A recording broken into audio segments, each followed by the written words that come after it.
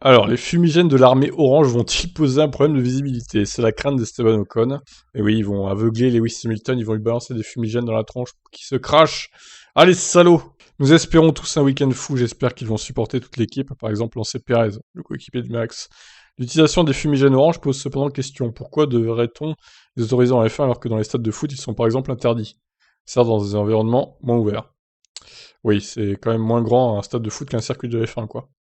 Mick Schumacher, conscient de ce risque, Odoran a déjà appelé les fans néerlandais à la raison, prière de ne pas trop en faire avec la fumée.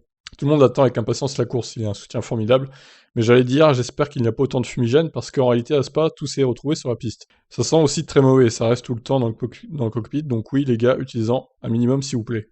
Oh bah alors là, vous ne connaissez pas les fans hollandais, hein, je crois. La mesure, ils connaissent pas, eux. L'utilisation des fumigènes pose aussi un problème de visibilité, il pourrait même masquer certains virages. Bah voilà, comme ça il y aura pas de pluie, mais il y aura des fumigènes, donc voilà. Safety car, drapeau rouge, merci les fans hollandais, on a hâte. Comme le craint donc Esteban Ocon chez Alpine, qui se rappelle l'expérience de Spa où il y avait déjà beaucoup de fans de Max.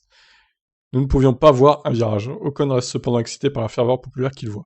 Je viens juste d'arriver et l'accueil que nous avons reçu de tout le monde est autour de la piste le mercredi soir quand je suis arrivé, et aussi le jeudi, même sans action sur la piste, est déjà fantastique. Je suis impatient de voir l'accueil chaleureux que nous allons recevoir et comment la ville entière est enthousiaste. Vous voyez autour, la ville change vraiment quand la F1 est ici et c'est méga. Ricardo, qui lui roulera dans une voiture orange aussi, se souvient que les Néerlandais sont toujours là pour nous faire passer du bon temps.